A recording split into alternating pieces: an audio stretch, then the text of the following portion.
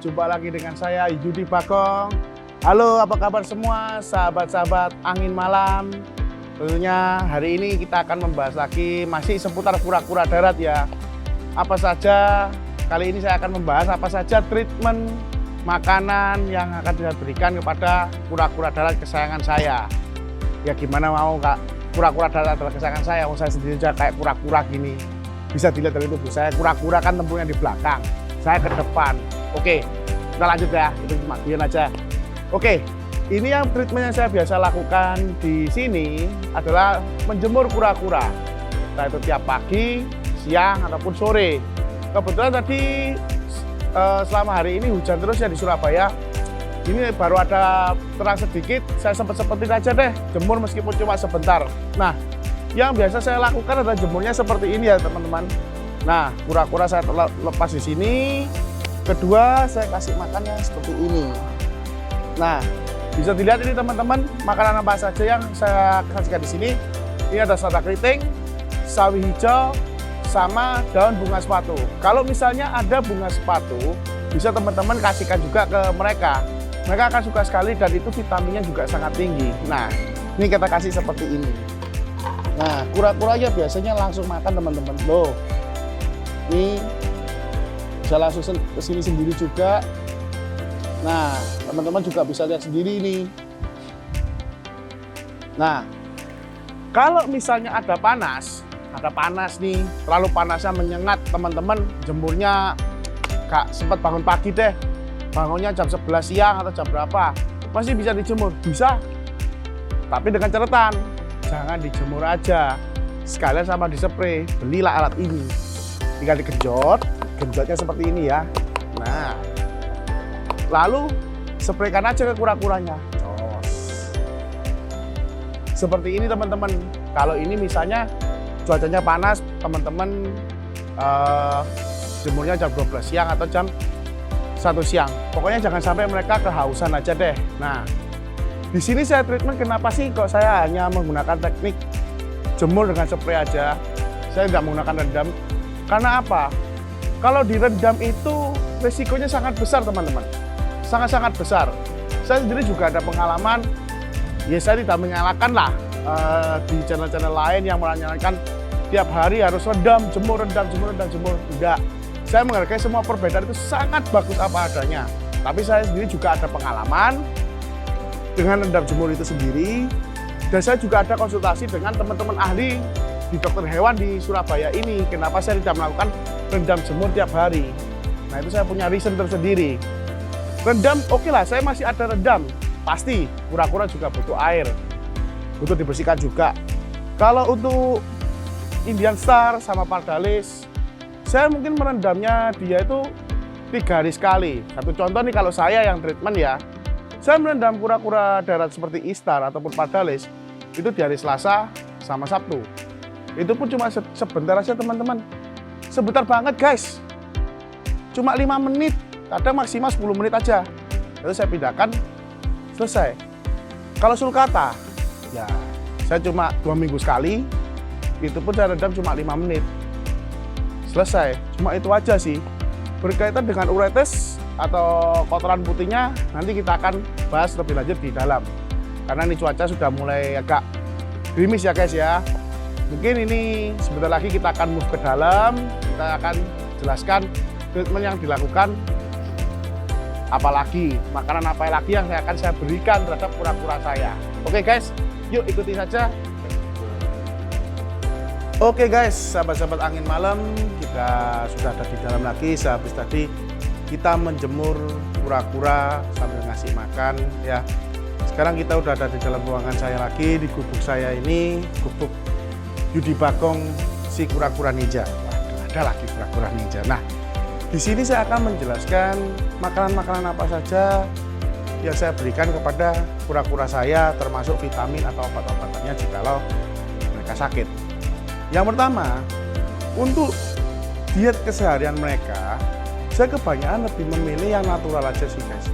Seperti sawi, selada keriting, daun sepatu, ya itu saja. Dan tentunya juga dibahas air supaya lebih banyak.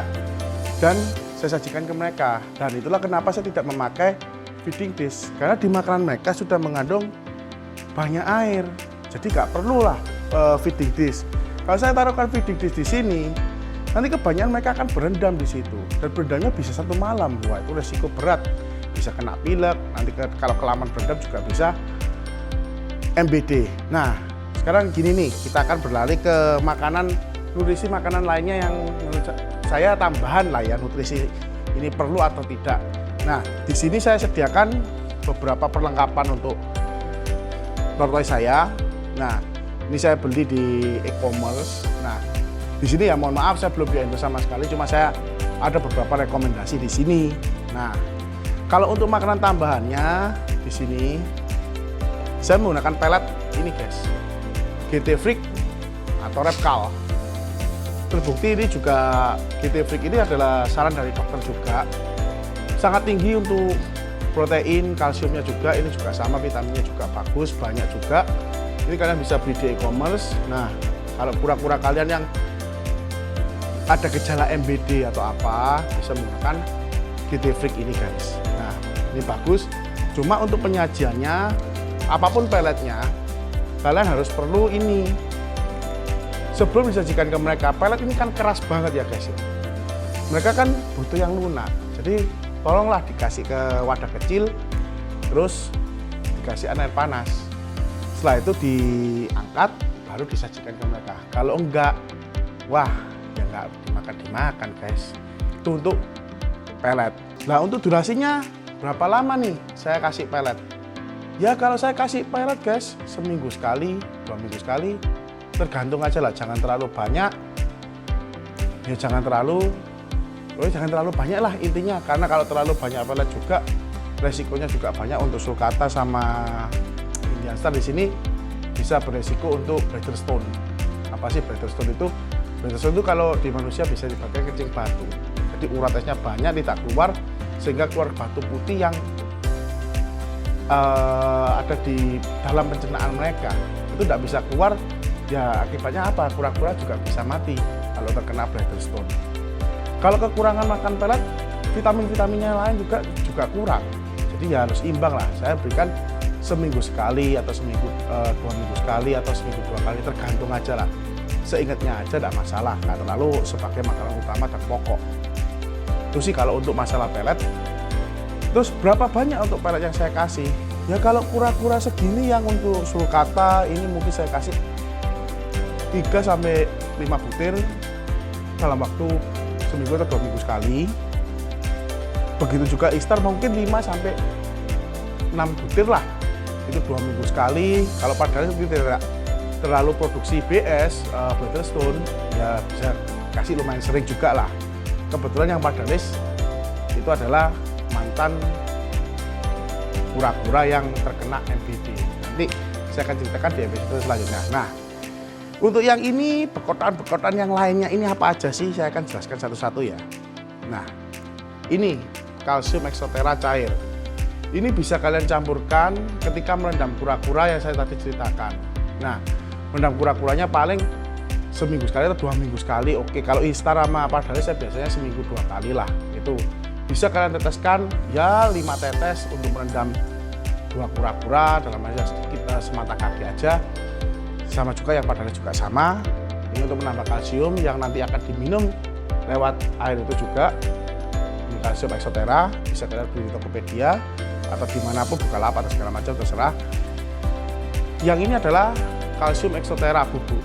Nah, ini kalian bisa campurkan di makanannya, tinggal diberikan bubuk seperti ini aja, ditaburkan dikit aja, tidak terlalu banyak, karena ini untuk menambah kalsiumnya mereka. Hampir tidak kelihatan ya guys ya, karena sedikit aja sih sudah cukup, karena bisa resiko kalau terlalu banyak bisa menyebabkan BS. Itu ini juga oke, saya rekomend juga. Nah, ini untuk multivitaminnya. Terus ini lagi juga vitamin yang bagus juga untuk elektrolit.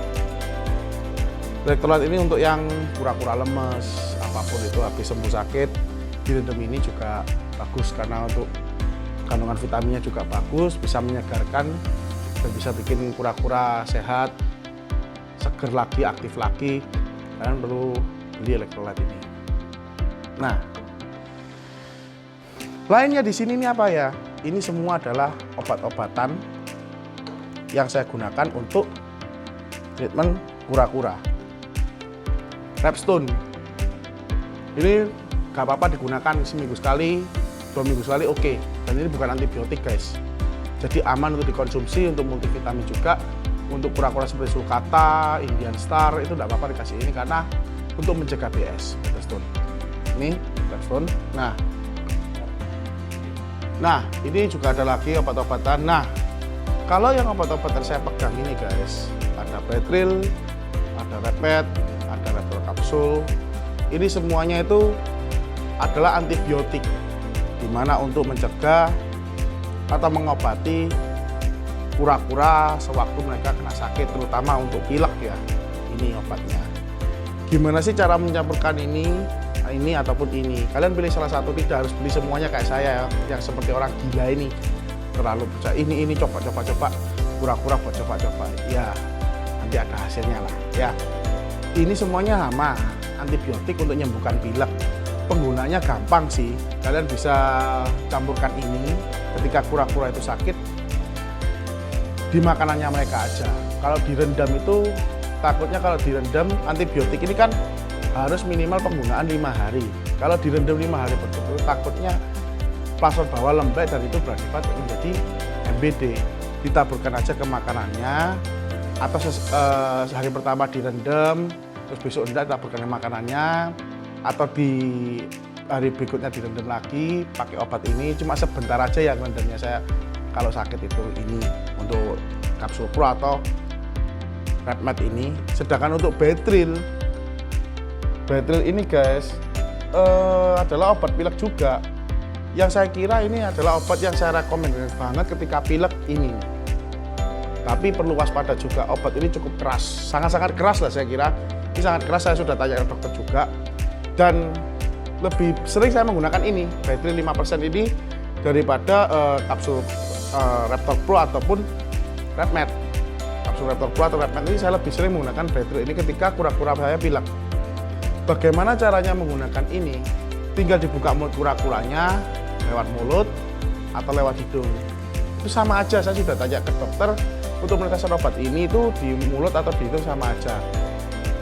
Dan jangan kaget guys, setelah kalian meneteskan obat ini, nggak lama tunggu aja 5-10 menit, kura-kura kalian akan penuh dengan busa ataupun liur itu yang begitu banyak, yaitu umbul-umbulnya keluar. Nah, menggunakan Betril ini cepat sembuh. Cuma penggunaan ini juga antibiotik, wajib 5 hari penggunaan. Tapi jangan sembarangan, sedikit pilek, hidungnya basah, langsung ini dikasih pilek, kasih antibiotik atau apa segala, ya jangan seperti itulah. Jangan langsung mengejudge, oh ini pilek, enggak. Kadang mereka juga makanan kena air atau apa, itu juga bisa mengeluarkan air. Nah, kalau memang tahu pilek atau enggak, kita tinggal lihat kondisinya dia 1, 2, 3 hari lah. Hidungnya basah terus, mengeluarkan lendir atau gimana.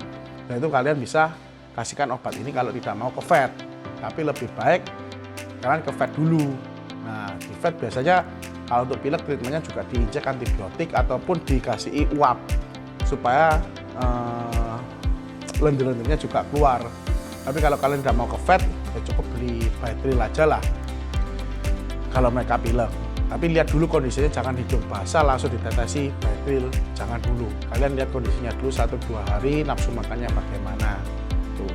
Dan apa obat yang terakhir saya pegang ini Raptor Eye. Gunanya untuk apa? Ini untuk sakit mata. Di kura-kura saya pernah sakit mata? Jawabannya ya. Nggak saya aja yang pernah sakit mata. Mungkin saya kaget mata bintitan, mungkin gara-gara habis nonton cewek mandi atau nonton bokep, ya saya nggak tahu lah ya, bintitan guys. Tapi kalau kura-kura nggak tahu sakit matanya kenapa, ya saya kasih obat ini. Saya lihat ini di suhu-suhu senior YouTube yang lain seperti ya ada Urban Scott, ada Pemuda Sulcata atau siapa-siapa, termasuk Audrey A di Pet. Saya XDR juga atau Toto Collection juga rekomendasikan Raptor Eye. Ini bagus guys untuk sakit mata. Pernah sakit mata itu ya lumayan sih. Itu diteteskan ini satu tetes, tunggu 1 sampai 2 kali tetes, matanya udah seger lagi. Tinggal dikasih ini aja. mandi bebas. Terus terakhir nih, kura-kura apakah perlu mandi? Kalau menurut saya untuk mandi dikasih sabun, saya suka kebersihan ya guys. Jadi saya tidak suka kura-kura itu saya kotor, pasir bawahnya kotor penuh dengan nya atau pupnya itu saya tidak terlalu suka, karena itu juga bisa mengakibatkan kura-kura kalian tidak sehat, jamuran.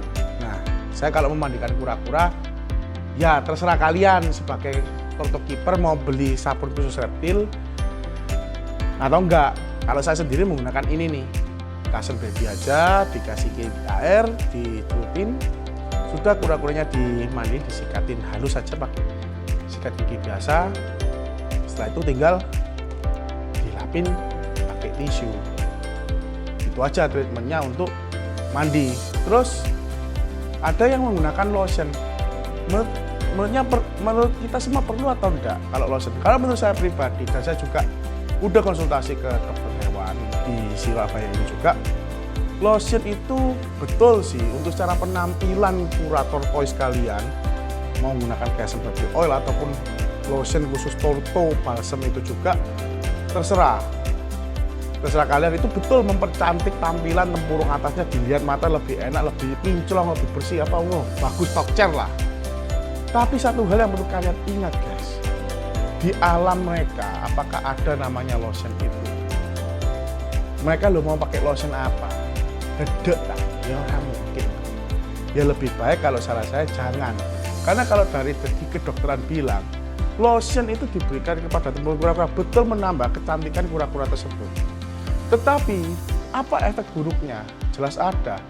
Mereka ini kan kura-kura butuh sinar UV yang diserap melalui tempurung mereka atau apalah. Sinar UV yang diserap itu akan mengalami kekurangan. Jadi mereka kan sulit menyerap sinar UV itu tadi. Nah itu loh kalau diberikan lotion. Jadi bisa berakibat penyerapan pengolahan makanannya itu menjadi berkurang dan lebih lambat. Karena kura-kura sendiri adalah reptil yang kunci utamanya membutuhkan sinar matahari. Nah, itu yang perlu kalian garis bawah ya. Kunci utamanya adalah sinar matahari. Jadi kalau kalian turtle keeper wajib menjemur mereka setiap hari sambil spray aja. Kalau mereka tidak dijemur, ya mohon maaf. Kalau untuk UVB aja itu memenuhan kebutuhan UV-nya itu cuma hanya memenuhi 10-15% aja. Jadi menurut saya sangat-sangat kurang. Yang bagus itu apa? Kalian jemur kura-kura kalian tuh setiap hari. Kalau tidak mau terkena penyakit namanya metabolic bone disease atau MBD. Kalau lotion lebih baik, kalau saran saya sih jangan dipakai lotionnya untuk keseharian. Kecuali kalian mau jualan atau apa, sesekali dipakai untuk menarik pembeli, untuk beli lebih menarik, kalian pakailah, nggak masalah itu. Tapi kalau untuk keseharian, saya rekomen jangan, daripada turtle kalian sulit untuk mencerna yang namanya sinar UV tadi. Oke guys, sekian dulu video dari saya Yudi Bagong. Mohon kalian untuk jangan lupa untuk like, subscribe, dan komennya. Karena subscribe itu juga gratis guys. Tolong kita juga dibantu di sini. Saya mohon maaf guys kalau saya memang ada salah perkataan dan perbuatan. Saya mohon maaf yang sebesar-besarnya. Bersama saya Yudi Bagong di YouTube channel Angin Malam TV. Jangan lupa untuk like, subscribe, dan komen. See you in the next video. Bye-bye.